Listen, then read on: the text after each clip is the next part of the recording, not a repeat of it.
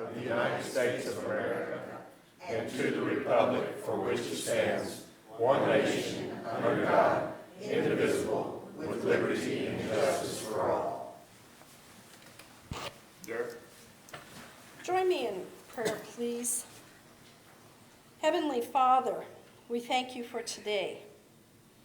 We do thank you for the blessings that you have shared with each and every one of us. Lord, we ask in this troubling time that you keep our brothers and sisters in Israel safe. Lord, we ask safety for the hostages. We ask safety for the Israeli soldiers. Lord, these are troubling times, but we know that you are in control. And for our Jewish brothers and sisters, we stand with you. Lord, as we say, give us this day. Open our ears to listen, open our hearts to receive. Keep Chaves County safe. Keep our law enforcement and our first responders safe. And keep all of those that are going about their business today safe. And our employees of Chaves County safe. Lord, we just thank you. And to God be the glory. Amen. Amen.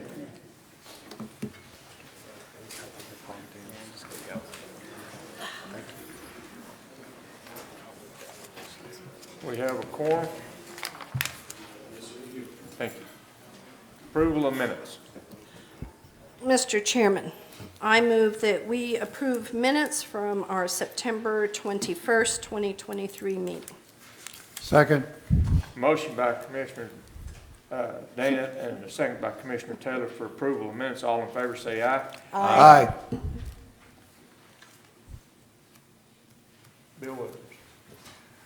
Mr. Chairman, Commissioners, we have some proclamations this morning. We're really honored to be able to read these proclamations, and we have good representation from the families here. Commissioner Taylor is going to read the first one. It is my pleasure and honor to read this proclamation proclaiming the Rudy Barola Day. Whereas communities are built upon the commitment and dedication of the individuals within the community, and whereas it is rare when an individual touches the lives of so many people, particularly the youth of that community, and whereas our community was forever changed by one such individual whose lifelong commitments to Chaves County and its youth will reap rewards for years to come. And whereas Rudy Barola was born, attended school, worked, played, attended church, and raised his family in Chaves County, and clearly devoted his entire life to the betterment of this community and the people who live here. And whereas he was devoted to helping kids and he had a natural talent for sports, which ultimately led him to fulfill many roles coaching and officiating at sporting events, showing untold numbers of youth what fair play and sportsmanship was all about. And whereas throughout his career as the executive director of the Boys and Girls Club, Rudy had many opportunities to help youth, often being a father figure and a positive role model to the literally hundreds of kids. And whereas Rudy and his friends were particularly inseparable, he cared about friendships to the point that teammates, students, co-workers, and neighbors became family. And whereas his lifelong commitment to teaching kids to be leaders through his coaching and mentoring process has been passed on to his own sons and his grandchildren who continue to honor his legacy. And whereas Rudy's life made a huge difference in our community that will last well beyond his many years of service, and for these reasons, the Chaves County Board of Commissioners recognizes the lifelong dedication and accomplishments of this noble servant, especially his hard work on behalf of the youth of Chaves County. Now, therefore, the Board of Commissioners of Chaves County do enthusiastically proclaim October 19th, 2023 as Rudy Barola Day in Chaves County. Done this 19th day of October 2023, the Board of Chaves County Commissioners.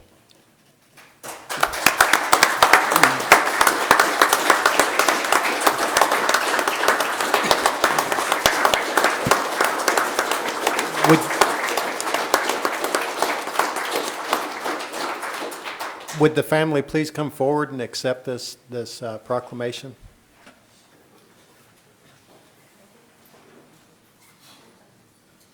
Going to meet them down below? Sure.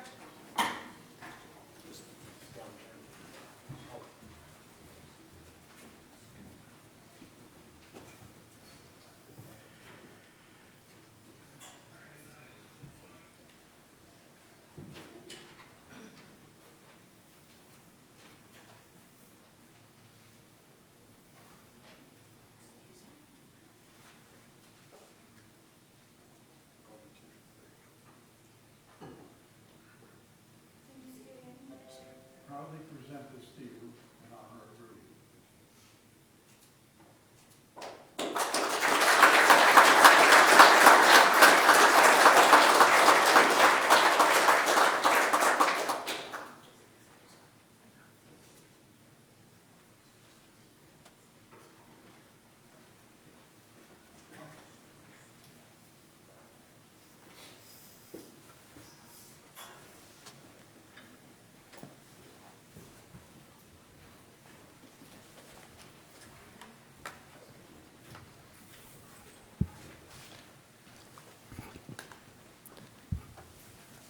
Mr. Chairman, Commissioners, we have a second proclamation for another outstanding servant within our community, Hubert Quintana, and Commissioner Dana is going to read that proclamation, and then we would ask the family to come forward to accept it on. Thank you, Mr. Chairman. Proclamation. Whereas communities are built upon the commitment and dedication of the individuals within that community. And whereas a single individual rarely touches the lives of so many people, and certainly not entire communities across the state, as is the case of Hubert Quintana. And whereas our community and numerous others were forever changed by his distinguished service and unwavering support for each of our community's individual needs. And whereas Hubert Quintana was born in New Mexico, leaving only long enough to find Lynn, the love of his life, before returning to start his distinguished career of public service, devoting his entire life to the betterment of this state and the people who live here. And whereas he served the public through many professional roles, including director of the New Mexico Firefighters Training Academy, as executive director of the Southeastern New Mexico Economic Development District, the Water Defense Association, and Students Incorporated, as well as Giles City Manager and as Chaves County Manager for 8 years. And whereas Hubert also served in numerous volunteer roles, which included positions on the board of directors of the Roswell Boys and Girls Club, the Knights of Columbus, New Mexico Boys and Girls Club Alliance, the National Association of Development, the New Mexico Association of Regional Councils, the New Mexico Colonial Infrastructure Fund, and the Southwestern Region Executive Directors Association. And whereas the countless hours spent assisting entities from around the state by teaching, speaking, lobbying, mentoring, and finding previously unknown ways to help others exemplifies what it takes to be an asset to our communities and to be a positive role model for others. And whereas his important work should not be quantified only by the economic benefit to the citizens of our counties or to the state of New Mexico, but instead should be measured by the tremendous gratitude we have for Hubert's exceptional and selfless service. And whereas Hubert's love of God and his fellow man shined through in all of his accomplishments, making a huge difference in our community that will last well beyond his years of service. For these reasons, the Chaves County Board of Commissioners recognize the lifelong dedication and accomplishments of this noble servant and encourage all citizens to applaud his service to our community. Now, therefore, the Board of Commissioners of Chaves County do enthusiastically proclaim November 2nd, 2023, as Hubert Quintana Day in Chaves County. Done this 19th day of October 2023, Board of Chaves County Commissioners.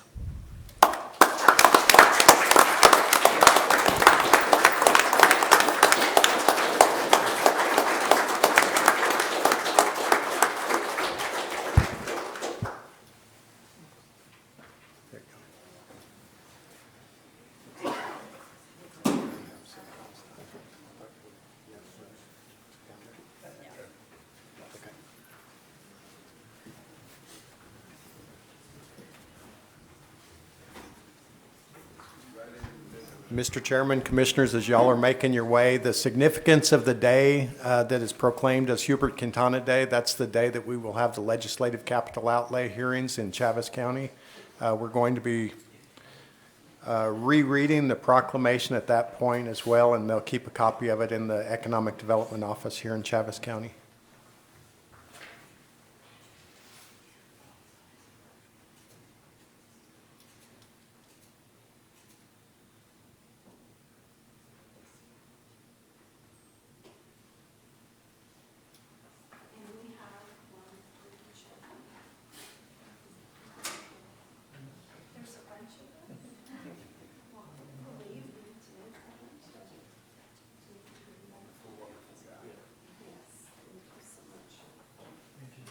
And it's not only Hubert, but as I tell everybody, we take the whole family when we take you on this hard family.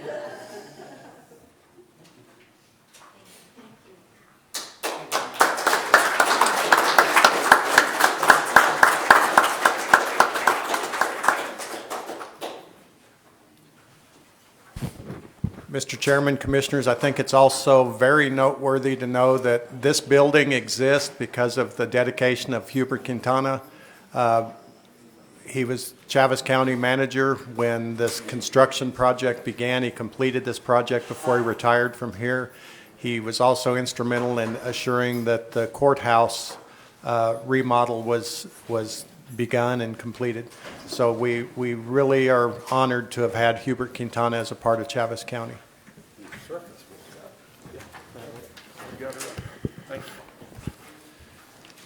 Mr. Chairman, we have one additional proclamation. This is for National Nurse Practitioner Week, and I don't know if we have anyone here. To accept it.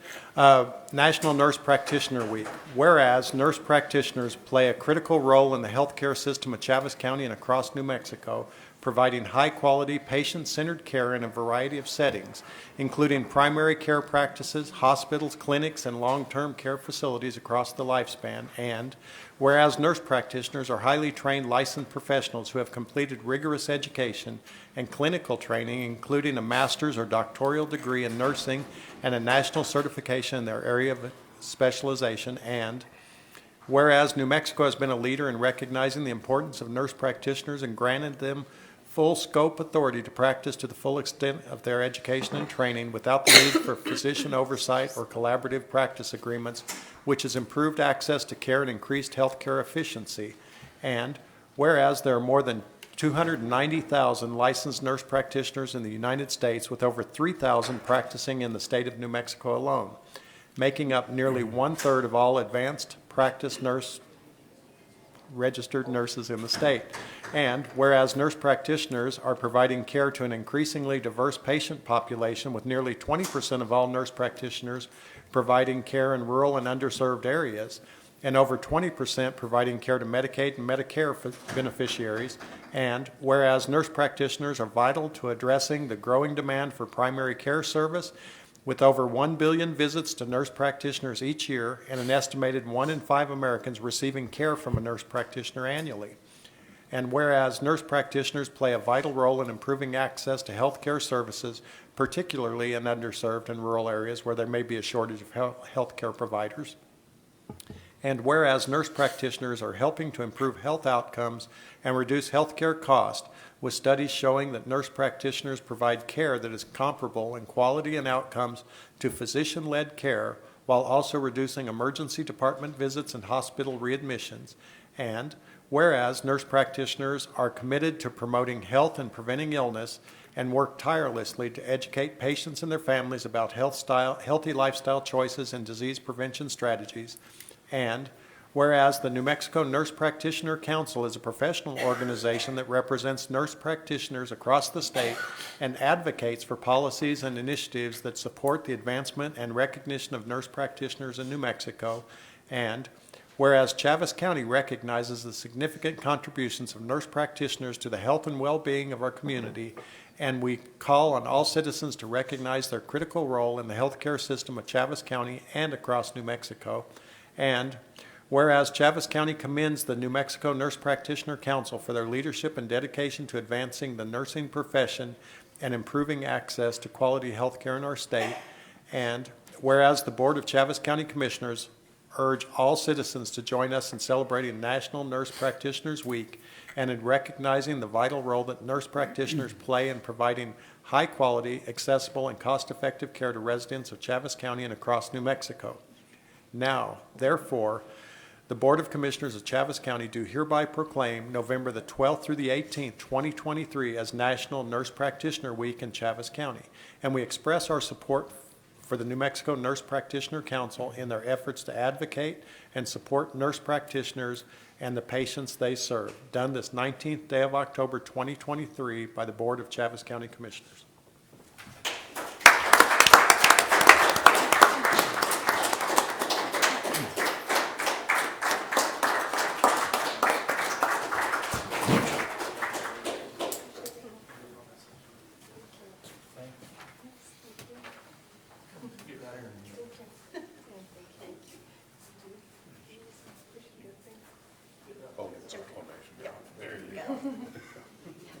So they'll announce a real piece of paper. Got words and everything.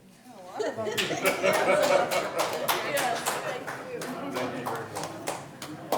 Thank you very much.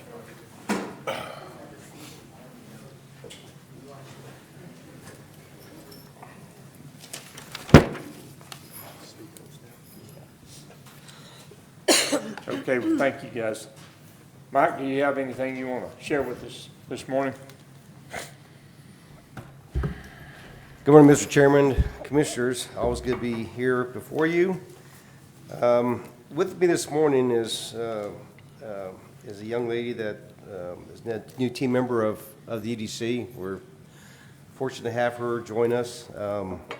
Kristen Chappell. Kristen, would you stand up? Yay. And her husband happens to be here as well. You may know Yay. Matt. There you go. Welcome to the team. So, you know, the EDC can't do what it does without your support, and you know that. I share that with you often. But it also has great team members like Kristen and others. So we are indeed on the path forward, as we have been for, well, since I've been here. I can't talk about the past before me, but we're indeed on the path forward. I think we're doing good things and strongly benefiting Chaves County. A couple quick updates. As you recall, recently we had the Alpha 5 project successfully complete, and no in small part to the services of many folks in Chaves County that helped contribute to the management services, the Sheriff's Office that did a tremendous job, and others. You know, they made this groundbreaking groundbreaking world record, not really groundbreaking, but world record event, 5-person tandem jump from about 38,000 feet. So a little higher than they anticipated, which they were pretty happy about. So I did get to meet the gentleman, the adventurous Larry Connor, the evening of the jump, and we talked a little bit, and he's just excited about Chaves County, and hopefully we'll see him back in our community soon, and he'll be doing great things with us. Recently, we completed our SiteLink Forum. I mentioned to you last month that we were hosting an economic development conference in Roswell for probably the first time in a while, if ever. We had about nearly 40 participants, consultants. They toured our area. They visited Pecos Valley Productions as well as Dean Baldwin Painting. Got a really good sense of Roswell and Chaves County, and we're happy that they did that because they can carry that message forward to other people, and that's really important, especially when they're working with clients who are looking to site projects. Quick update on the Reno Air Racing Association project, if you will, or RARA as we call it. Reno Air Racing Association, we're still in contact with them about every other week. I talked to the vice chairman, and they are still working their process. And I believe I told you last month, but I didn't. They did shift a little bit to the right, so they are working towards reviewing the RFPs, which we submitted on time in August, and as well as getting ready for a site visit. And then they'll do a site selection, a site visit, then an announcement the first quarter of next year. They intend to do an air show in 24, probably, I think, in Reno, but we don't really know. I think they're still trying to figure that out. And then in 25 is the first year they'll have the race at whatever city they choose. I still asked if I can announce who the other finalists are or other people, and they said no, because they haven't really selected those yet. But in my heart, I think that we're in a really good position. I think Matt could tell you that. Matt was part of our team. We were the only community that brought an FAA person with us, and which was pivotal in the conversations that we had with the team there, because it is the only FAA accredited motorsport in the country, the Reno Air Racing. So we were very happy that Matt was able to join us and do the things that he did to be part of what we are. So currently we're getting ready for a site visit. We have 4 teams. The 4 different teams are working different pieces on the site visit because it's a pretty big deal. We anticipate it'll be about 8 to 10 people here for 4 to 5 days. I think we're going to see a lot of our communities. We're going to see a lot about the Air Center, and see a lot about our region. And I think it's really important because, as I mentioned before, the economic impact, they estimated from this year was over $125 million. About 70,000 people were in attendance, so it's a big lift. I visited with a person that asked me just last week when I made a presentation to a local civic club, said, how can we do that here in Roswell? We don't have, all these hotel rooms, and we don't have this, and we don't have that. So, what we don't want to do is just think about Roswell, Chaves County. We need to think about regionally how we can support it. And if you look at us from a regional perspective, like we have, and like they are, we can. And I think we're I think we're in a very good position, and we thank Commissioner Ezell for his support. Thank you, Commissioner. We have a new project on the books called Project Build. Project Build's been here for a site visit. They are looking at the bus plan again as another company to build some manufactured housing. We're in works with them right now, talking about some incentives and things of that nature. It's about a 300-person job creation project over 3 years, and capital investment's pretty high, so we're working through the paces. It's still early, but we'll let you more on that. It's not a startup. They're fully funded. It's kind of nice to hear that, right? Commissioner Dana, but they are fully funded, and but they are looking for incentives to help offset the cost of renovation, things of that nature. We have another project that was looking to come to the bus plan as well, called Project Cube, who is another manufacturer of large storage type facilities. They've been here for a site visit, planning on another site visit probably November, and they do work primarily in the commercial market space, but a lot for DoD, which they can't really talk about. I've signed NDAs with them, but I will share with you that This project is another capital investment intensive project. It'll create a number of jobs as well, and we're just hoping some of these fall through. I mean, not fall through, but actually come to the to the finish line.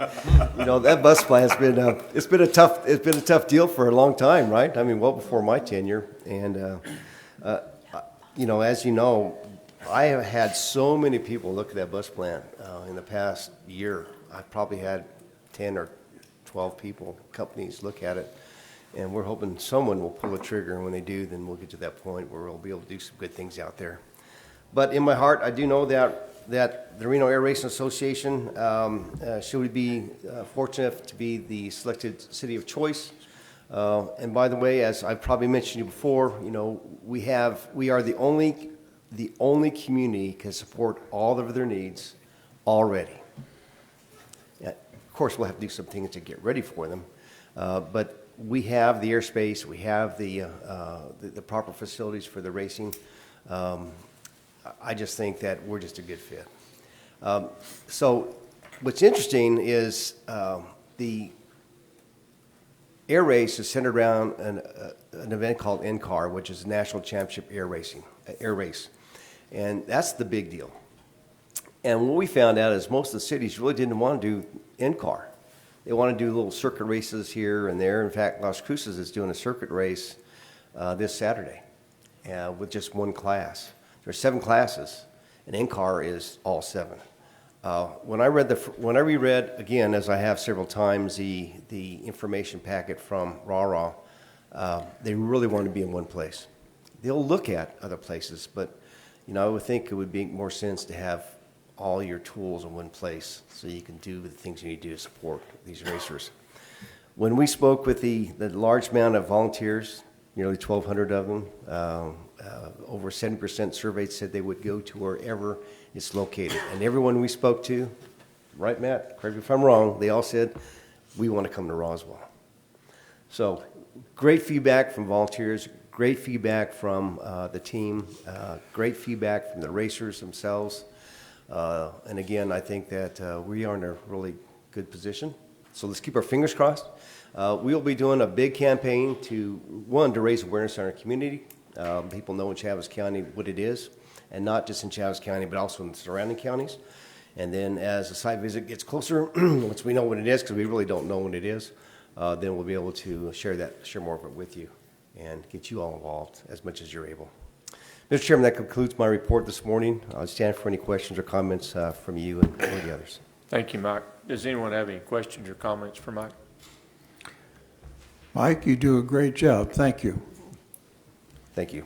It's the team, and it's all of us. It's the family, right? I think Will, Kevin, Mr. Chairman, you say it all the time. It's about the family, and that's what it takes. Yep. It's not just one person. But thanks for those comments. But it is all of us that make it work. Because this is a game changer. If this happens, it's a game changer for Southeast New Mexico, if not the state of New Mexico. Thank you for your comments. Yep. Thank you. Thank you, Mike. Anyone else? Thank you, Mike. Thank Appreciate you. what you do. Drew?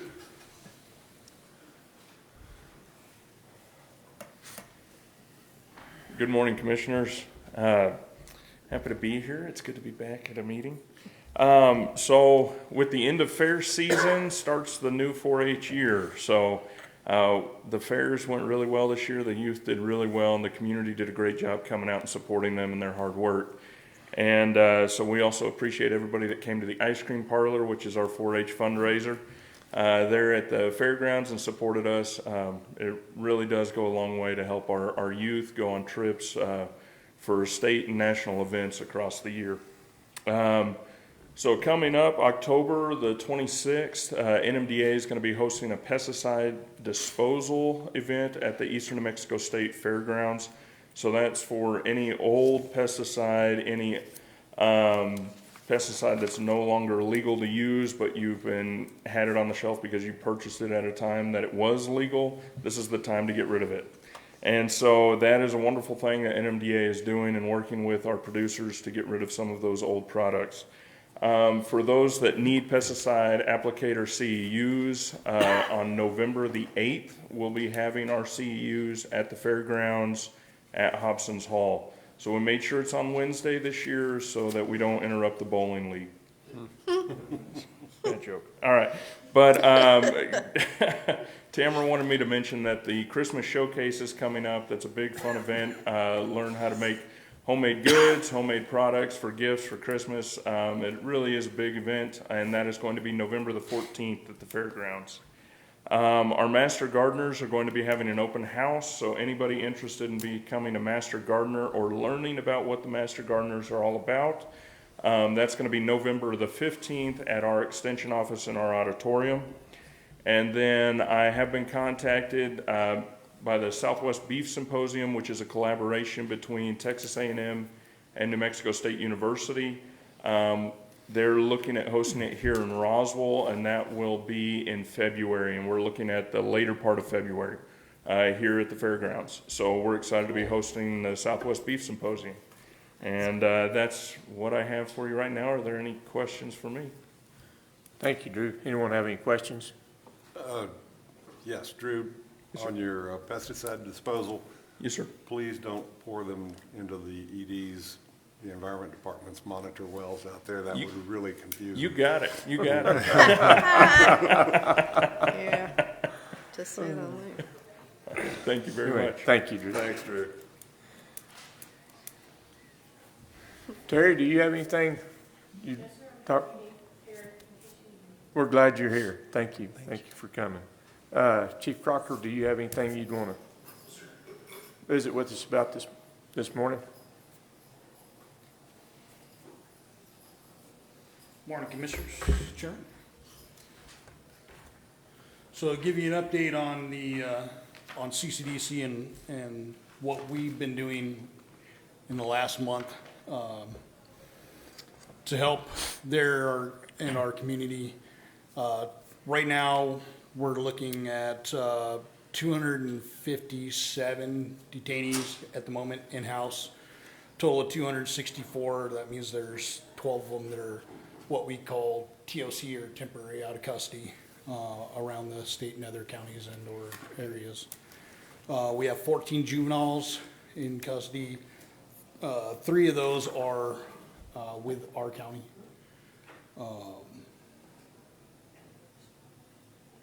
As far as supervisors and staffing and efforts that we've been doing for that, we've been out in the community, Facebook postings. We've been doing flyers in areas around town. There's a job fair next week. We'll be in attendance at. Also, ENMUR has been a partner with us in helping as well.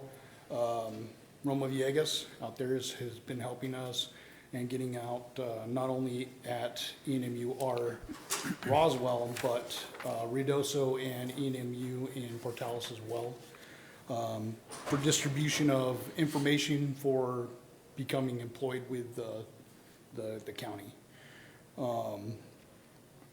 As far as numbers go, all our supervisor positions are full at the moment, which is a good thing to have for us, especially for our officers to look up to the leadership. Our numbers for that are 70 total people.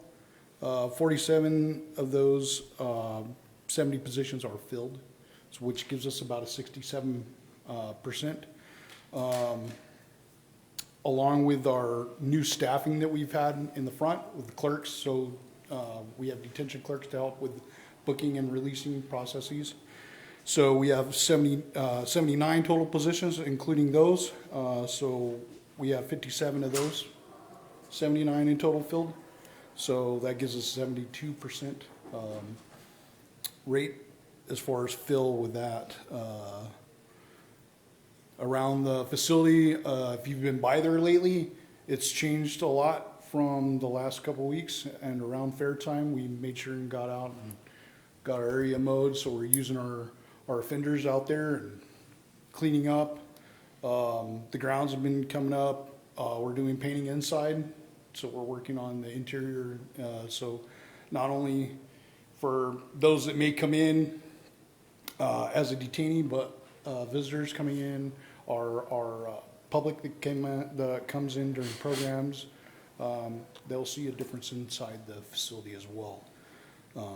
Trying to take more pride what we're doing and what it's about. Leadership Roswell has a tour that they're supposed to be coming in and come through the facility. That's scheduled, believe, in the beginning of November. We have started back up with religious services. One of the first ones, Mr. Acuna had come in, and so he is supposed to be there 3 times a week, and giving out ministries and stuff inside the facility. We've been, trying to help with some of the offenders and getting them placed once upon release to programs that hopefully will help and reduce the recidivism coming back into the system. Let's see. And part of that as well is we're looking back into the tablets with the company Securus and trying to get things available to them inside for like educational purposes, which will again help with the recidivism, being able to get jobs and those things once they get out. Law library would be part of that as well, so accesses to the laws and all that to help while they're temporarily incarcerated there at the time and such. So, I think that's about it. Anything you can think of? That's about it. I know there's concern with the tablets and that kind of stuff. We've had issues prior working on the new system for that as far as accountability on our end, so you can ensure that we're doing the best that we can to ensure that we don't have those issues again. We went to the detention affiliate meeting in October, and we got to speak to a lot of people that have tablets and don't have those issues, and bounce ideas off them on how they do their process and how they account for everything. So that way we can ensure that it's a check and balances with those tablets and we don't have issues like we did before. And accountability. Yes. Because those will be accountable to those individuals they're assigned to. So we won't have the issues we were having before with community tablets. Yeah, they'll be charged so much money if they break them and damage them and that kind of stuff. And they won't get a new one until it's paid off. So I think the process that I come up with around the counties and that kind of stuff will be good. So we'll be looking hopefully within the next month before we talk to y'all again about getting those back out in the units. Any questions for us? Anyone have any questions? Mr. Chairman, Mr. Briscoe, I'm sorry, he wasn't here. I'm sorry. It's all right. It's Crocker. Yes, I'm ma'am. sitting here writing everything down, trying to, on the programs that you've got, I know in our DWI programs, we have a lot of programs that we contract with. Are they still doing those programs in person, or are they having to do it by Zoom, or how are we going to implement those programs again? We are allowing some of that stuff to come in as far as having in person. Obviously with the higher custody detainees, that'll probably end up having to be something that we may look at as far as tablet and accessibilities as far as those things go. So they're not allowed to have that. Give them that resource, which they should have as well. And especially if it's court ordered. We don't want to stand in the way of court order. Mr. Chairman, Madam Commissioner, we've been working to assure that we can get physical programs back in the jail. Those were put on hold, as we know, during COVID, and then because of the situation, we were unable to bring those back. We're in a position now where we're reallocating some of the space at the jail for training, which frees up some of the other spaces where they can actually have these actual contact events with,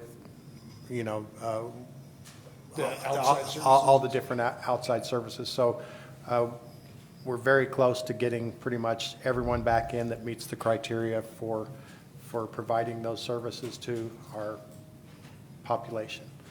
And like I say, with the understanding that if someone is a threat to others, there'll be other ways to deliver the same information to them. So they've been working real hard to assure that all that gets back in place. It's Okay. Yeah, we're working on the schedule and the Aspen and wing classes, all that Okay. kind of stuff, and we're in the process of trying to figure out how the best way to do that. Okay. Because I know I sit on the DWI Planning Council and with Ellie, and, we're contracting, we're paying these providers for the services, but yet we haven't been able to have the services. What, can I ask what service you're talking about in particular? We're doing Wings for Life, the Aspen program. What else, Ellie? There's quite a few programs. Please use the mic because people are online. Good morning, County Commissioners. We, besides the Aspen program and the White Tribe from Wings for Life, we also have the Roswell Refuge that they used to go inside the jail and provide services for those detainees that are court mandated to have classes. That way, whenever they get released, they have those classes done, and they abide the rules and the sentence from the courts. But that's another program. If they are court mandated, but they're not, how are they getting the programs if they're not being allowed to do the program, or are they? Yes, it's not only for incarcerated detainees, but other clients from the court compliance program that need those classes, and they're not able to pay for them. Okay, Yes, ma'am. so hopefully we'll be looking at trying to get programs. Yes. But with safety, I understand that, but I know we've had those in the past, and here we are contracting and paying for these programs, and I think it's vital. I think our like you said, we keep seeing the revolving door, and hopefully some of this will kind of cut down on that. Yes. I know we had a call for Aspen yesterday, and so we're looking at that, ensuring funds are available and that kind of stuff, because I believe that comes out of the jail's pocket, not DUI council. If it's not, then you can correct me if I'm wrong, but any other things, we'll get lists of stuff and we'll start looking at schedules. Aspen should be coming out of DWI. We allocated $5,000 for distribution money to the Aspen program, but for the actual classes that they're provided at the jail, we don't pay for those. We pay for the services that they provide for clients outside of detention center. Outside, okay. And the only reason for that, correct me if I'm wrong, about 4 years ago, DFA did not approve that as being an alternative sentencing program. That's the only reason why. But I do believe that the county pays the Aspen program to provide services at the jail. Okay. It's Okay. all in the works. Yes, ma'am. And the Wings for Life program also, we give them the Mr. Briscoe's information so they can get a hold of him. That way they can set up something so they can start going inside the jail. And we do pay for that. We do, okay. Yes, ma'am. Okay. Thank you. Thank y'all. I like your pink shirts. Thank you. Yeah, trying to support and be solidarity. It seems the staffing has increased at the jail, the staff, is that correct? That is correct, yes, sir. And I think you gave a 72% for your total staffing. Yes, sir. It's really hard to get to 100 in anything. I Sure it agree. is. You always have Give one me guy. 6 months, that's the plan. 6 months is the I got plan? a goal. You give me 6 months, we're gonna get there. All right. That's We're definitely challenge everything that we can, and I've got, besides that, that's not including the 6 people that I have in the shoe that are going through HR process and that kind of stuff, and the 20 applications that I'm trying to contact now, so we'll get there. good. We're That's- certainly pushing it We're out there. pushing it. Trying to get Don't people- mark my words, but that's the plan. Yeah. We've got goals, and we've excelled our goals every 3 months or whatever it is. We've set goals, and we've went past that, so I have no doubt that we'll be right there. You can't be 100%, but Mr. Fantastic. Chairman, Commissioner Perry, they, meaning the jail, have done an exceptional job of recruitment and retention. All of this is 180 from where it was 8 months ago. They've created their own video that they've got online, and they posted it one afternoon at 5 o'clock. They literally had thousands of hits on that the next morning. The numbers of people being interested in jobs and the quality of applicants has increased. You know, before you'd hire 3, you'd lose 2. You'd hire 2, you'd lose 4. And it was just a constant downward and a fairly severe downward decline there toward the end. As soon as, or as recently as 6 months ago, it began to go up. So we'd hire 6, we'd lose 1. We'd hire 5, we'd lose 2. But it, you know, some of them aren't created for that job. I would be one of those that would not be created for that job. If I showed up one day, I'd probably leave the next, or hopefully I'd leave on my own accord. They may fire me, but they have very high standards. They're doing a great job of recruiting and retaining those people they've got. They've got a billboard I don't think you guys have the billboard done yet, but they've got it ready to go. I think they're going to try to get this billboard right out in front of the county. But they're creating all this stuff in-house, doing it themselves, and I just really think they should all be commended for their hiring practices or their recruitment practices that they've got. They're doing a great job. We certainly have that upward trend going. Want to retain that. Ultimately, we want a waiting list. I mean, just like anywhere else, I'm sure the sheriff would be right on board with that as well. He'd love to have a waiting list just sitting there waiting to draw from that. So that's certainly where we want to be. We're at a good point to where we can select quantity over quality over quantity. Vice versa. We're able to look at those candidates and be like, well, this is definitely not going to be a good fit. Instead of I need somebody on post now, we have the bodies and the capability of doing other things now, and it's an upward trend. So thank you. Outstanding. Thank you. Yeah, thank you. Thank you guys for what you're doing. I appreciate the Very fact welcome. that you're creating an atmosphere of where those guys are painting and working there around the facility, and I think that gives a sense of pride, even among the guys that work there, but even hopefully in the inmates too. Maybe instill something. Certainly don't wanna And live the somewhere inmates where are doing the it's painting too. nice. Yeah, and I appreciate that. Yeah. Thank you.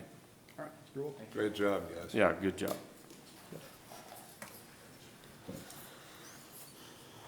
I see Judge Farrat, and do you have anything you'd want to visit with us this morning, or? I'm just a citizen now. Okay. Just What a concept. give you an opportunity. Joe West, do you have anything? Okay, good. All right. Thank you, everyone that got up and enlightened us this morning. So, anyway, we're going to move on to our public hearing. Bill? Mr. Chairman, Commissioners, agenda item number 1, we have 2 public hearings this morning, and they're both ordinances which pertain to LEADER projects that are completed for one reason or another.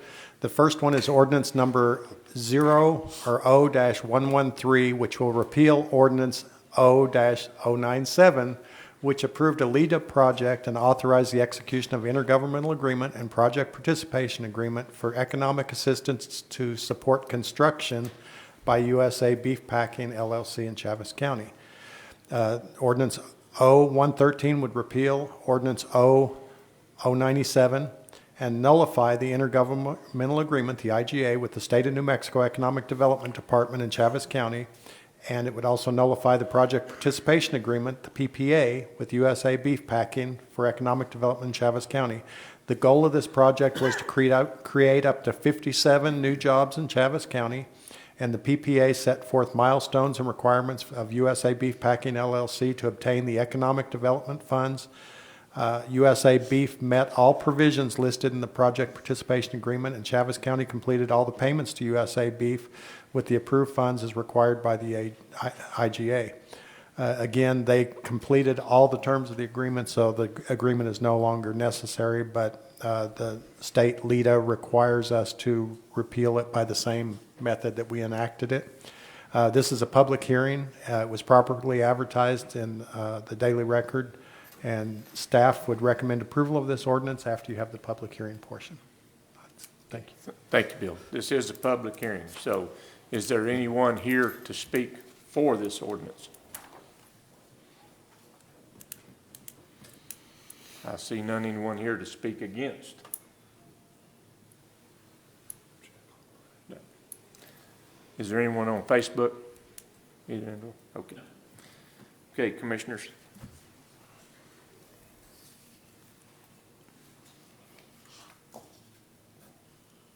Mr. Chairman, I move that we accept ordinance O-113, repeal of ordinance O-097 with USA Beef. I second. Motion by Commissioner Dana, and a second by Commissioner Perry. All in favor say aye. Aye. Motion carries. Thank you, Mr. Chairman. Agenda item number 2 is a very similar thing. Ordinance number O-114 will repeal ordinance O-109, which approved a LEDA project and authorized the execution of intergovernmental agreement and a project participation agreement for LEDA eligible expenditures for an MRO facility in Chaves County. Ordinance O-114 would repeal ordinance O-109 and nullify the intergovernmental agreement between the State of New Mexico Economic Development Department and the and Chaves County and the project participation agreement with Ascent Aviation Services for Economic Development in Chaves County. The goal of this project was to create up to 354 new jobs in Chaves County. However, the job target requirements in the project participation agreement were not met by Ascent Aviation Services. Chaves County received $4 million to provide payments to Ascent when the stipulated employment numbers were reached. The funds will now be returned to the state as per the terms of the clawback provision in the IGA and the PPA. This is a public hearing, was properly advertised, and staff would recommend approval after we have the public hearing portion. Thank you. Okay, once again, this is a public hearing, so is there anyone to speak for this ordinance? Anyone on Facebook? Not yet, sir. Okay. Anyone to speak against? Once again, on Facebook, nothing? Okay. Commissioners, any discussion or? Mr. Chairman. Bill, is there any way that we can give the $4 million to USA Beef and send the $400,000 back to the state? Exactly. That's what I was. Commissioner Ezell, I certainly hope you could draft a letter for us to that effect. We would love to do that. It's just 1-0 from one ordinance to the other. Exactly. Yes. Just think Well, what we could do with that. Failing that, I move approval of ordinance number O-114. Second, Mr. Chairman. Motion by Commissioner Ezell, second by Commissioner Dana to approve ordinance 0-14. All in favor say aye. Aye. Any opposed? Motion carries. Thank you. Agenda item number 3, amendment agreement to A-23017 between Chaves County and Aspen of New Mexico. Good morning, County Commissioners, Mr. Chairman. As to agenda item number 3, the amendment to agreement A-23-017 between Chaves County and Aspen of New Mexico. The agreement A-23-042 between Chaves County and La Casa Behavioral Health. And finally, agreement A-23-043 between Chaves County and Frank Magurilos. The Chaves County DWI program was awarded $77,000 of extra funding from the local DWI grant for fiscal year 2023 to 2024. The subcontracts and amendments listed will be allocated by the grant amount to provide various DWI-related programs and services to the community of Chaves County. Amendment agreement A-23017, which is for $5,000, would be an increase to the Aspen program. Agreement A-23-042 of $30,000 that'll provide services for Spanish-speaking DWI clients by La Casa Behavioral. Agreement A-23043 in the amount of $12,000 that'll go to Frank Magurilos, which he will be our evaluator of our programs, and it's a requirement by DFA. The term of subcontract agreements provided will extend from October 5th, 2023 through June 30th, 2024. Staff recommends approval for the subcontracts. And I stand for any questions. Thank you, Ellie. Anyone have any questions? Mr. Chairman, Commissioner Ezell. if we receive 77,000, this is The other, 47,000, what are we doing with the other 30? the other 30,000 will go to our prevention efforts. We have a contract with Ms. Diane Taylor, and she has been working really hard on getting billboards put up throughout Chavez County, and she has been working on a couple of TV commercials. So that's what the other 30,000 are going to. And because we already have a contract with her, we didn't need to add that extra funding Thank you. as a contract. Thank you. Mr. Anyone- Chairman, I have a question. On Yes. the evaluator, when do we get his report?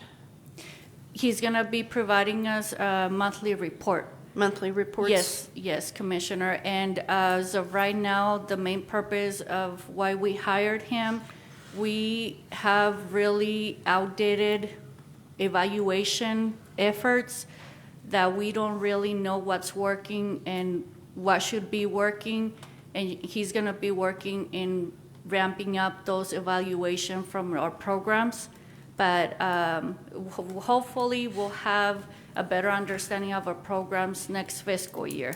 But he will be providing us a monthly report as of this month. Okay, will they be written reports that Yes. will be they will- shared with us too? Yes, ma'am. Okay.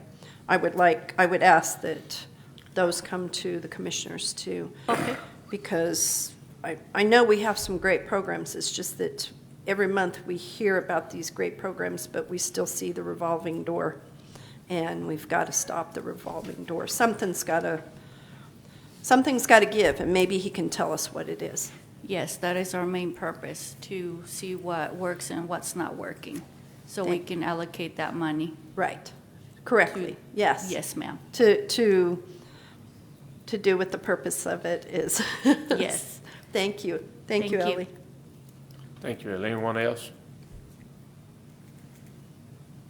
Mr. Chairman, I move approval of Amendment Agreement A-27-017, Agreement A-23-042, and Agreement A-23043.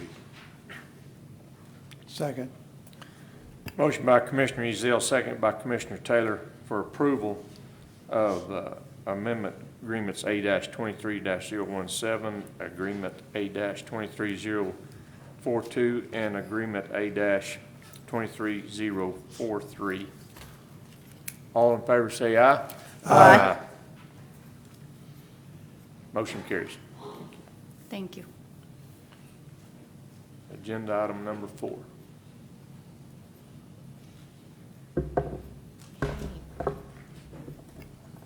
Good morning, Chairman, Commissioners. Item number 4 is the request to approve Agreement A-23-040 per RFP 24-1 for the Youth Club, 23-ZH9177. Chavez County Commissioners approved an award recommendation at the September 21st, 2023 Commission meeting to the Boys and Girls Club of Chavez and Lincoln County in response to their proposal submitted for the Youth Club RFP. A-23-040 is the drafted agreement recommended for approval and has a term of October 2023 through June 2024 per the junior bill funding. Legal has drafted and reviewed the contract, and staff recommends approval. Thank you. Commissioners, any questions or discussion? Mr. Chairman, I'll abstain from voting. I am on the board of the Boys and Girls Club. Thank you, Commissioner. Mr. Chairman, Commissioner Taylor. being this is between the Boys and Girls Club of Chavez and Lincoln County, I'd like to know whether this funds are going to be expended only in Chavez County and what type of reports we're going to get and how these funds are going to be expended. Yes, so it'll definitely just be Chavez County. Their name is Chavez and Lincoln County per their W-9 form, so that is why we read it as that, but it'll be only just for Chavez County. And then the funds, they'll be providing different types of services, whether they're after-school programs or when a school is shut down. Then they'll have services there that provide just basic youth club services. I think they have a range of different programs. So in the reporting for their invoices, whenever they invoice us, they're going to put in any documentation of the services that they did month or quarterly. I think we're going to ask them to come quarterly. So they'll be coming through in December, March, and then June for the final report to commission. Okay. Answer your questions? Good. Do we need the reporting requirements to be set forth in the agreement? I'm sorry? Do we need the reporting requirements to be set forth in the agreement? Can we add? It's actually in section 2E. Contractors shall submit monthly report invoices. Ah, quarter, there it is, okay, thank you. They'll come to you quarterly in E. And that's It's on Dan. the commission to make the presentation. Correct. Perfect. Thank you, Stan. Any more discussion? Entertain a motion.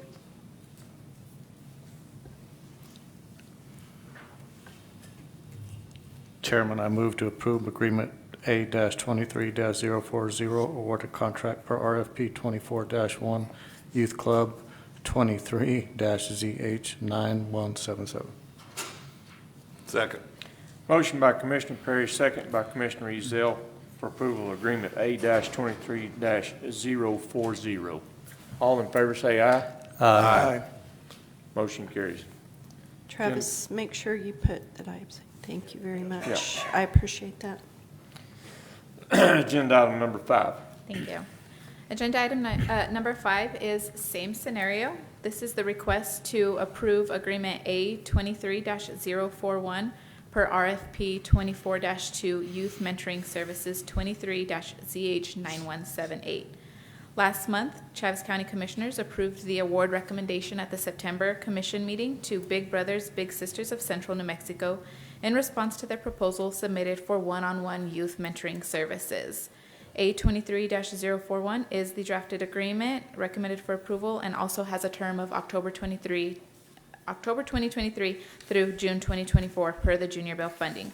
Legal has also drafted this agreement and reviewed the contract. Staff recommends approval. Thank you. Anyone have any questions or discussions?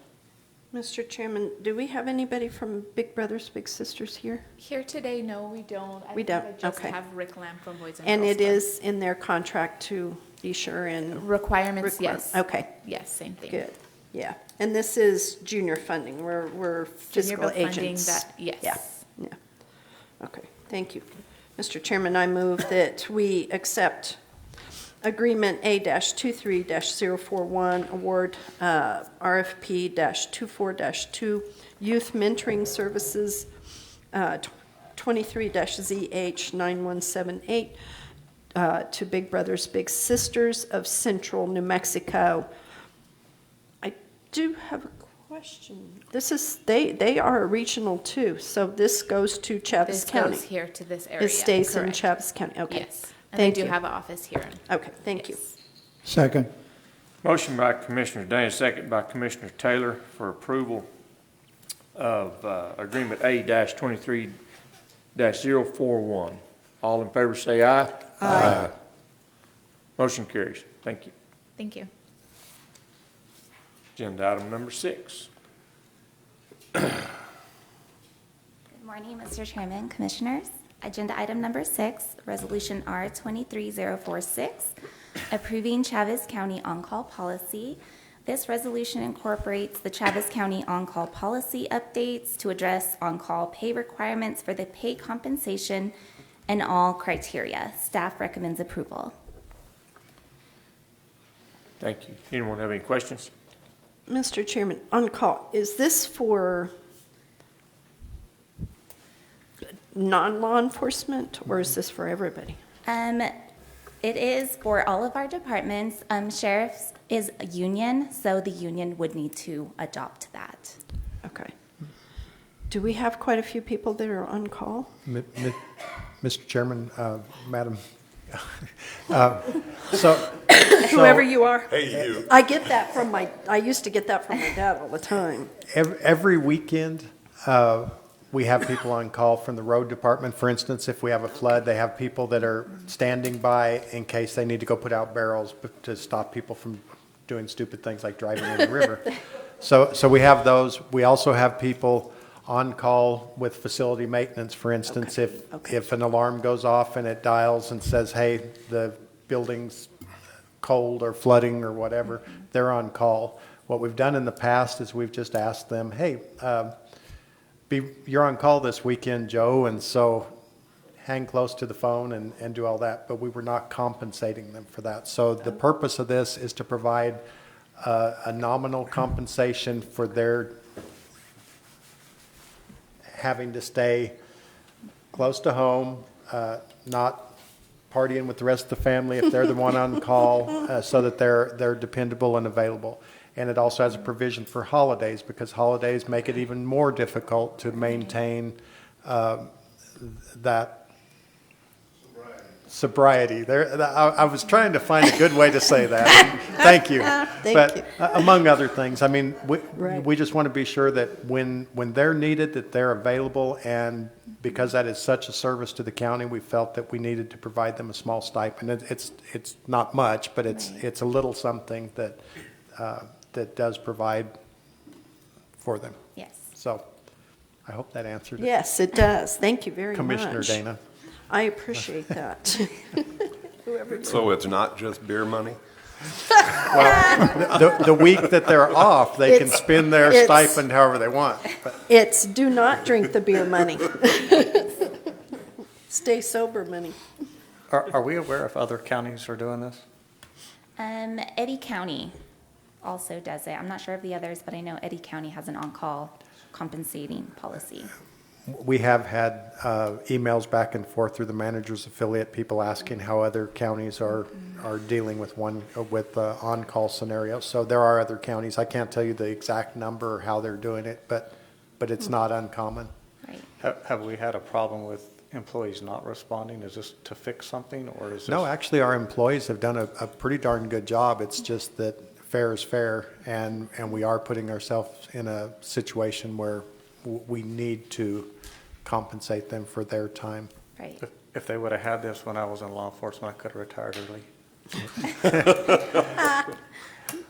Well, it's just a one-time fee for the weekend. It's not, every day doesn't add up, every night doesn't add up. If you're the person on call, you get you could probably explain 25. it better than I can, but. Yeah, 25 for the normal days, 50 for the holidays. Yeah. So. Mm-hmm. So each department, though, is going to be scrutinizing the Yes, on-call. each department would need to identify what positions would be Considered fall under this on-call? policy. Okay. And they will be signing an acknowledgement of the policy, so we're going to know who's included. Okay, and it's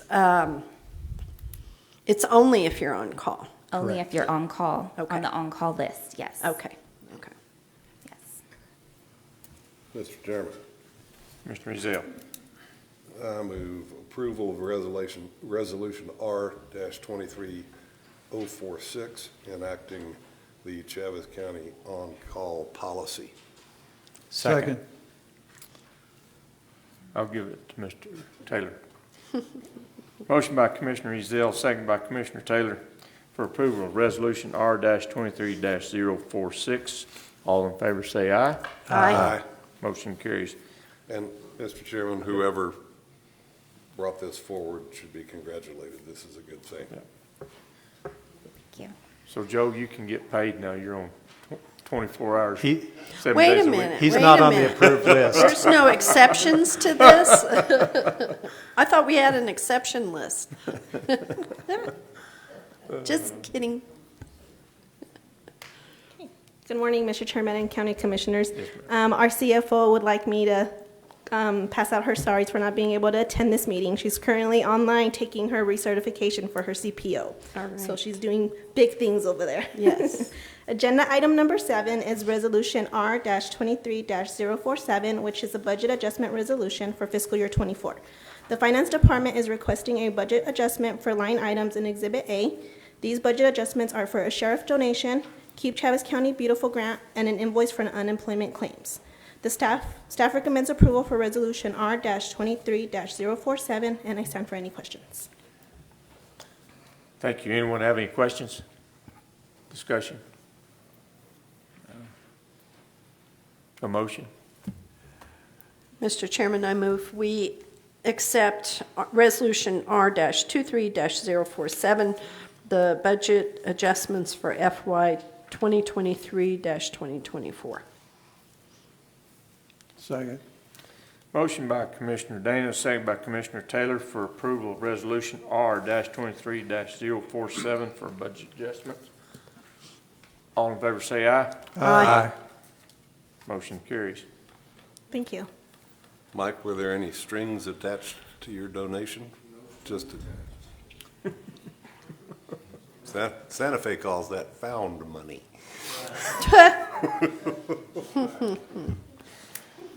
Mr. Chair. Yeah, they would.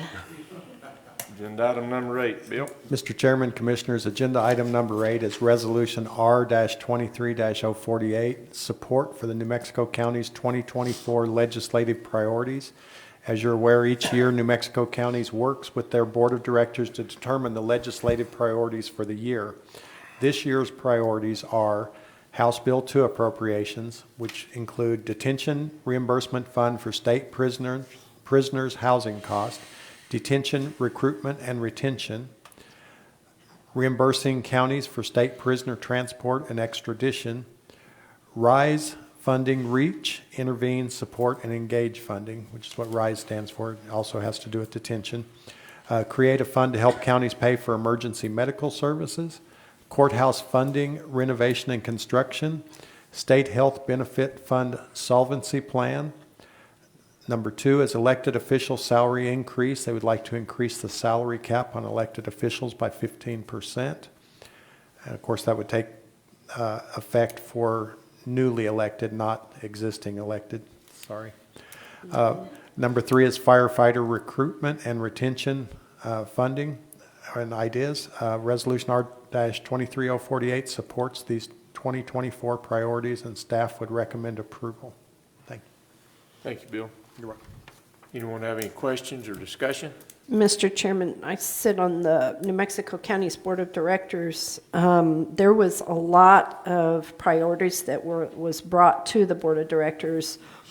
After much discussion, these were the ones that actually made the list. There was quite a few others, and in fact, there's another one that will be brought up at our January meeting for the clerk's affiliate, but that one will have some more discussion because there was some things that gave us some heartburn on that one. But these were the priorities that we came up and that we, as a board of directors, we felt was important. A lot of this stuff keeps coming back every year over and over, but counties are, these were the ones that the counties, 33 counties did agree on, so I hope we can approve this. And our person from New Mexico counties that lobbies for us, when they stand up in committee, and I've said this over and over at our board meetings, when New Mexico counties, as everybody knows, when a lobbyist stands up in a committee and is for these priorities or this bill comes up, it is saying that we as a county, we are standing with you, and we're standing with that legislator on bringing these priorities and on what they're trying to do. So all of these are very, very important to all 33 counties. So I would ask that we would approve this. And on that note, I ask that we approve Resolution R-23-048 for support of New Mexico County's legislative priorities for the 2024 legislative session. A second. Motion by Commissioner Dana, second by Commissioner Perry for approval of Resolution R-23-048. All in favor say aye. Aye. Motion carries. Agenda item number 9. Thank you, Mr. Chairman. Agenda item number 9 is a repeat. We did this last year, and it was pretty well received within our community, and we'd like to do it again. Resolution R-23049 is supporting Operation Greenlight for Veterans. This resolution is requesting support for Operation Greenlight for Veterans to honor their immeasurable sacrifices to preserve our freedoms. Operation Greenlight for Veterans salutes and honors veterans who have transitioned from active service. Upon passage of this resolution, county will display green lights in both the Chaves County Courthouse and the administration buildings for the entire month of November in honor and respect for them. This is also requested by National Association of Counties. They brought everyone into this last year, and they're requesting again that we would continue with this, and our community really appreciated it. Thank you. Thank you, Bill. Any discussion? I will say this, when I went to Westlake last year after our resolution, they had to order more green bulbs because they were running out of them several times. I wound up having to buy green Christmas lights to hang up in my gazebo, and it worked out. But two, if anybody didn't go by the Chaves County Courthouse and look at this, it was beautiful, absolutely beautiful, lit up green. So I think that was Mr. really Chairman, pretty neat. I move approval of resolution R-23-049 supporting Operation Green Light for Veterans.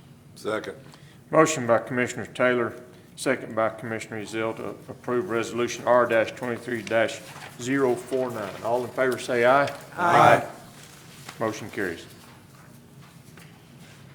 And thanks to all the veterans Yeah. here standing. Yeah, thank you Yes, very much. thank you.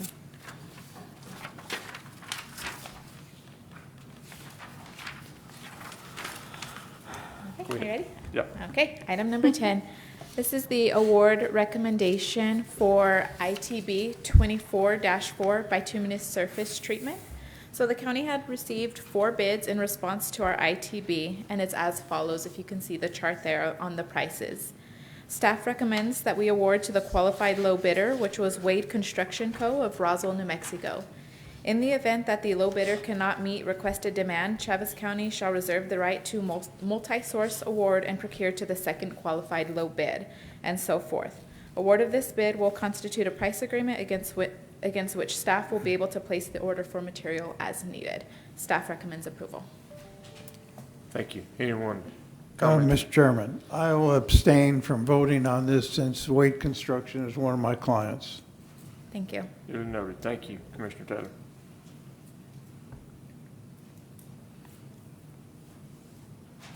Is there a motion? Mr. Chairman, I move that we award Wade Construction, Inc., accept their bid in response to ITB-24-4 for bituminous surface treatments. And you also recommend that we take the multi-source? The multi-source award for the next Yes. qualified low bidder. Thank you. In the event that Wade cannot meet our demand. Thank you. Thank you. I second. Motion by Commissioner Ezell, second by Commissioner Perry for approval of the ITB-24-4 for Wade Construction. All in favor say aye. Aye. Commissioner Taylor is abstaining. Okay, thank you. Thank you. Agenda item number 11. Agenda item number 11 is DFA's approval for fiscal year 2023-2024 final budget. The attached letter from DFA, Local Government Division, was received identicating its official approval for its final budget fiscal year 2024. Sorry. No action is required. The budgets approved by this division are required to be made part of the minutes of our governing body according to section 6-6-5 NMSA 1978. Thank you. Thank you. Thank you.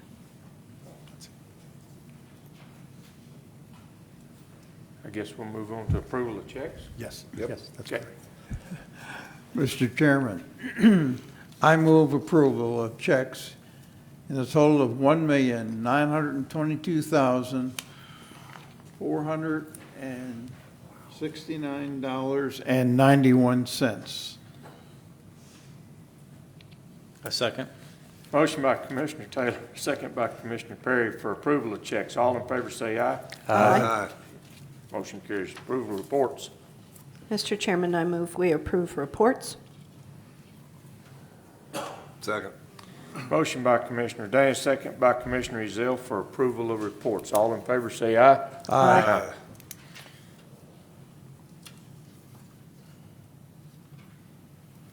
Okay.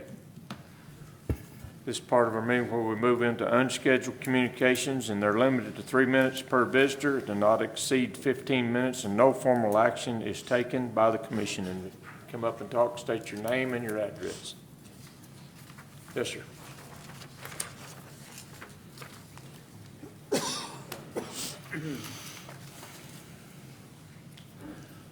Marvin Clements, 6102 Kincaid. I've been here many times, and I don't think my neighborhood's getting any better. I know that the sheriff's office is doing the best they can.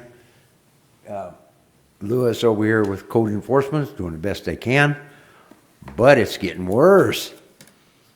They drag cars down the street with dragging marks on the road, messing the chip seal job up.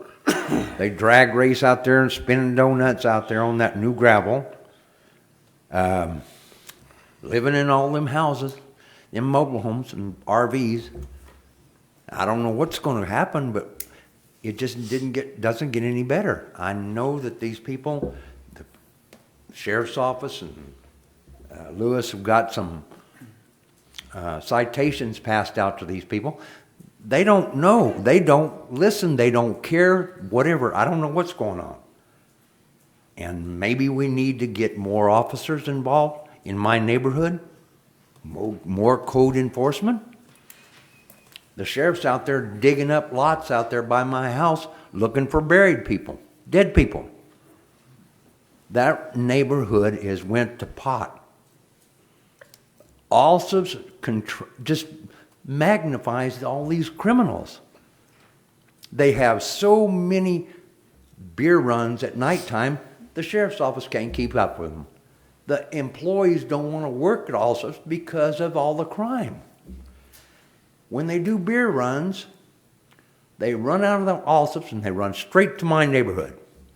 The people over there at Allsup's come out and say they went that way, and they point right straight to my house. Sheriffs come over there. There ain't nobody here. This is ridiculous. That's all I can tell you. Thank you. Anyone else? Rita, do you have anything you need to share? Or are you just waiting for the door to open? Come on up.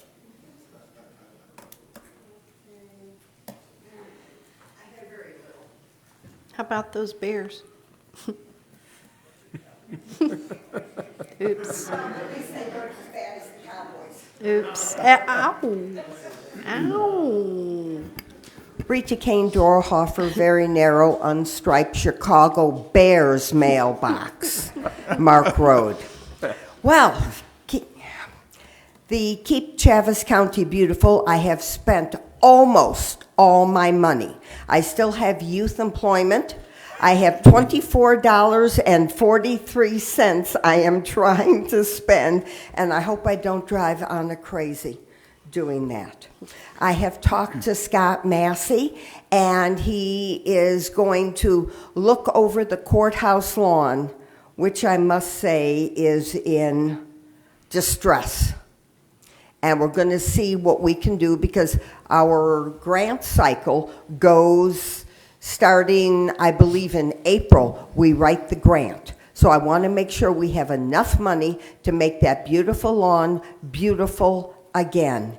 And I went out there the other day, and I know why it's distressed. And there's not much we can do. Did you see the 3 trees we planted? Yes. Yes. When Yes. they get big, they're going to be beautiful. Did you go around the other side? I don't know if he's planted them yet. 30, what is it? Something purple sage is what he decided and Sean decided that they want. You can't see purple, but you could have seen red. And I'm sure, but I was outvoted. Believe me, I was outvoted, and I was not a happy camper. But I hardly said anything about it. Hardly. Anyway, so if you have any recommendations for any of the buildings in Chaves County, please let Scott know so we can go ahead and put it in the grant cycle. We'll get cut down. As you know, we only got like $11,400, and I'm doing my darndest to spend it all, and spend it all before the beginning of May, so the finance department doesn't have to worry about Keep Chaves County Beautiful, and they can work on the budget for the commissioners and the county. So is there any questions? Thank you. You're I like the new welcome. trees. All right, and if you have any trash that you want picked up except you, I'm not going out to I'm where hurt. you live, and I'm not going out to Duncan. Other than that, You don't and want I'm your not mis- going out to you. I'm sorry, Commissioner Azell, I'm not coming out to you. I'll give you trash bags.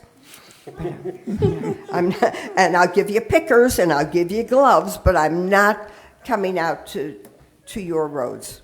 Could you do me a favor? Well, it depends. Well, deer season's coming up, and could you come out there and just patrol and remind those guys not to throw out all their trash? Yes. I could do that. That Would could you? be my new lot in life. I would love it. I'll think about that. Thank you. Thank you.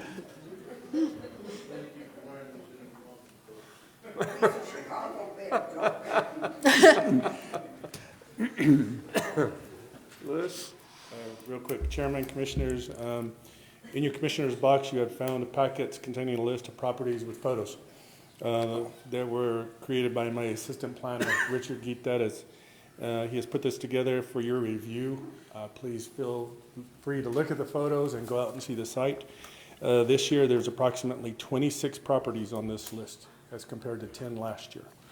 All of them have been found to be unsafe, abandoned, and a nuisance to the neighborhood and community. 6 of them are in Mr. Clements' area that we will address. These properties will be presented to you in November as a condemnation resolution. If approved, staff will notify the property owners with a letter and a copy of the resolution. The resolution will be posted on the structure, and the resolution will be advertised in the Roswell Daily Record. Upon the completion of all 3 requirements, the property owners will have 10 days to request a hearing on their property. Soon after, staff will begin working with the road department to organize demolition and cleanup days. That's all we have. Thank you. Great job. Yes. That's a really good Questions? job. Louis, if a property owner requests a hearing, who is the hearing before? It is before you, the commissioners, to describe how they're going to clean the property up. It's not that it doesn't need to be cleaned up, it's just how they are going to address it and their time frame. Okay. So it's not an appeal of a condemnation? No, it is pretty much how they're going to address the issue. And on the citations that you and the sheriff's department have issued? Yes, Mr. Brakeman continues to elude us. We do get reports from our contacts in the neighborhood of when he appears. And so we rush out there along with the sheriff's department to hunt him down. He hides. He continues to hide from us. We are working on another process of eliminating this issue with the previous property owner who had a real estate contract with Mr. Brakeman, and such that real estate contract has not been fulfilled. And staff is working with the proper procedure to get that revoked. And have him and his items removed at the time it is revoked with the sheriff's department. How many citations have you all issued? We've issued, well, he is our one right now. He is our one. And I assume that's a magistrate court. Yes, and we Matter. do have to serve him in person, Okay. much like a traffic citation.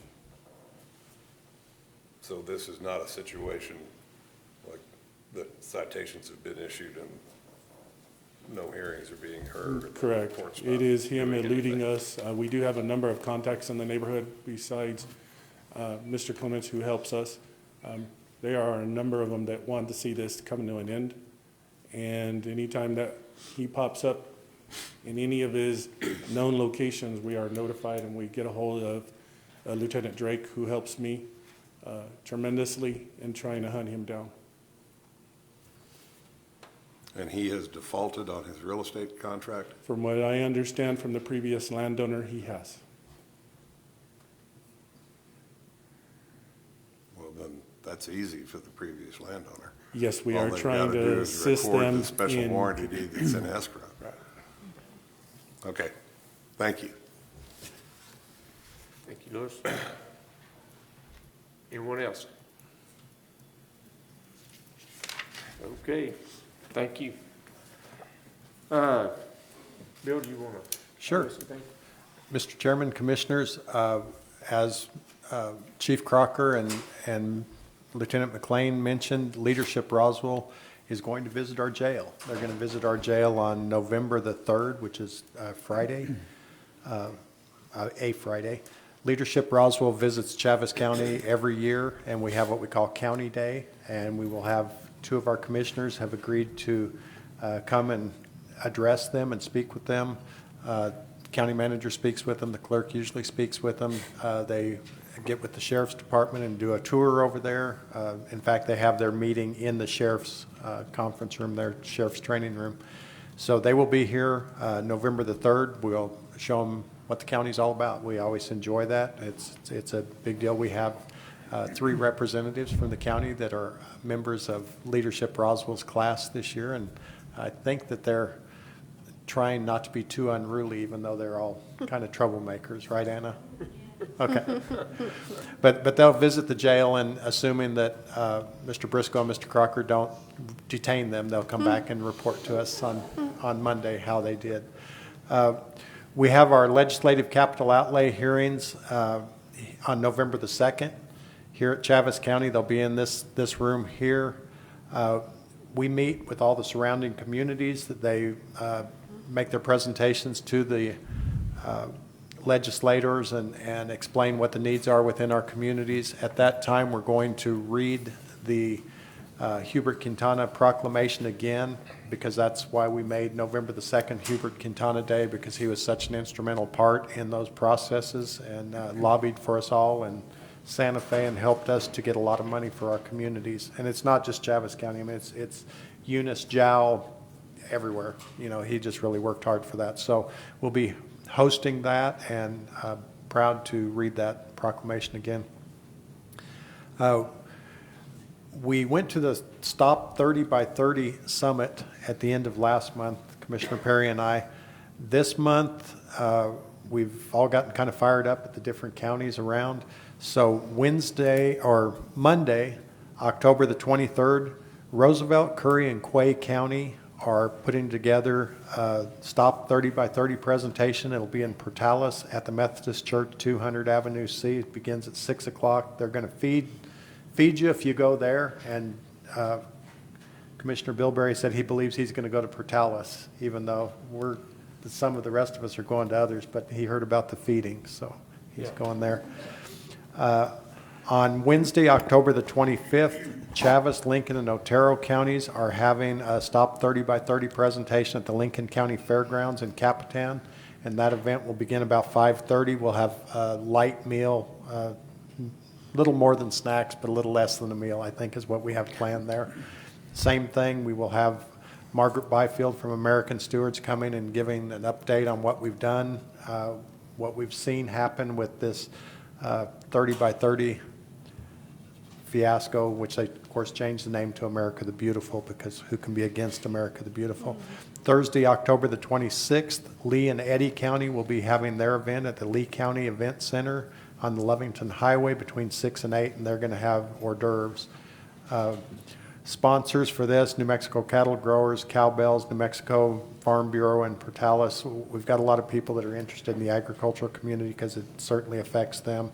But all of our counties have been working diligently to try to raise awareness and stop this from destroying our way of life here in our part of the world. So other than that, I'd like to say that all Chaves County departments and staff, they always do a good job. They continue to do a good job, and we're honored to be working with them and to pay them a stipend for being on call. Thank you. Bill, what were those times again? Okay, so Monday, October 23rd in Portales at the Methodist Church from 6 to 8. Wednesday, October 25th, Lincoln County Fairgrounds in Capitan, 5:30 to about 8. And that's Chaves, Lincoln, and Otero. On Thursday, October 26th, Lee and Eddy County at the Lee County Event Center on the Lovington Highway from 6 to 8. So there's 3 different events that we can all attend, and even if you've attended one before, we have a lot of new information and things that are in effect to try to slow it down, stop it, but there's also a lot to report about how they're accomplishing this. So please join us. Thank you, Bill. Thank you. Commissioner Perry. Well, I saw the cranes coming, so it falls upon us, right? I want to give a shout out to the jail. Good job for recruitment. Also, Louis, on these packets, I know a lot of work goes into that for you and your staff. It's a lot to look over and a lot done, so thank you for going through that. And on another note, I think the Roswell High Coyotes are #1 in the state now. Football. Spanked our Like 5A, 6A, 3.5A. We got a lot of divisions now, but we're the top. So it's nice to bring that back to southern New Mexico. And now that the fairs are over, let's go support some football. That's all I have. Thank you. Commissioner Taylor. I'd like to say, of course, it was quite an honor today to honor 2 gentlemen with proclamations. I think both of them are leaders were leaders in our community and will be well remembered. And they both had a very one common thread, and that was youth and the Boys and Girls Club of Roswell. And they dedicated many years to that organization, and I'm glad we were able to honor both of them today. I'd like to say thank you to Rita for the great job she does with all her volunteer work, and especially trying to keep Chaves County looking beautiful. We thank you, Rita. And to all our staff, and of course, thank you to all the staff, and to the the detention center for the great improvements that we've seen out there. And again, I think we have a great staff here at Chaves County, and thank everyone, all the departments. And one last reminder, we got elections coming up, and it's a new format where not only the municipal, you got school board, and you got elections that actually affect the county. So it's not just the city, but it is a county as well. I urge everyone to go out and exercise their right, vote. Thank you. Thank you, Commissioner. Commissioner Dana. Thank you, Mr. Chairman. I agree. It's nice to be able to honor some Chaves County citizens that are leaving a hole, very much big hole in all of our hearts and in Chaves County. I'm glad we could do that. Thank you to our employees for all you do. I'm glad that we were able to help out with the on-call, and I appreciate that. I appreciate everything that y'all do for us. Thank you to the detention center for everything you're doing and the improvements. Hopefully we can get y'all some help too, and some good programs that we can evaluate to make sure that they are doing what they're supposed to be doing. It's one thing we see it in Santa Fe, and I don't want Chaves County to become Santa Fe. When you throw money out, let's make sure that it goes for what it's supposed to be, and let's get some results. So I'm glad to see that we will start seeing some evaluations on some of these programs. I think that'll be a big help to all of us. And thank you for the support of the Operation Green Light for Veterans. I appreciate that. Like I said, the courthouse looks beautiful in green, and it's a great way to honor veterans. My father passed away last year, and he was a Korean War veteran. So I'm glad we get to do that and honor our veterans. And thank you, Mr. Chairman. Thank you. Commissioner Ezell. I echo the comments from my right.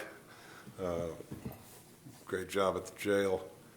Congratulations on your DFA letter. Mm-hmm.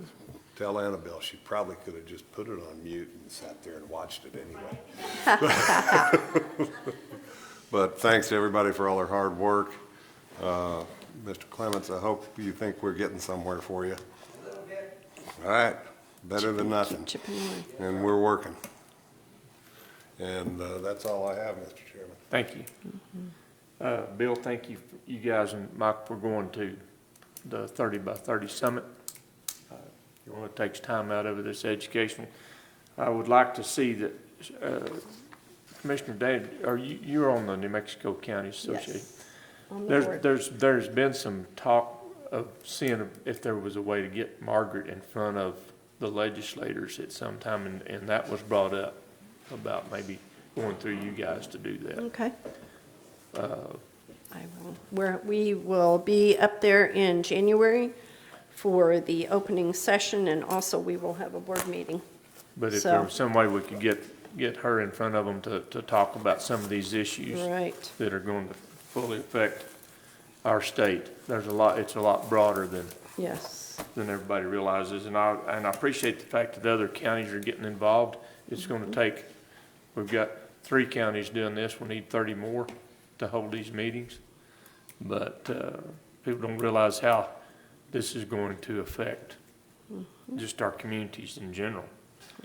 It's not just about the land, it's about the people. So anyway, I reflect on all the comments that were made here today. Thank everyone for their hard work. And Chaves County, there's a lot of pride here. People take a lot of pride being from Chaves County, living here.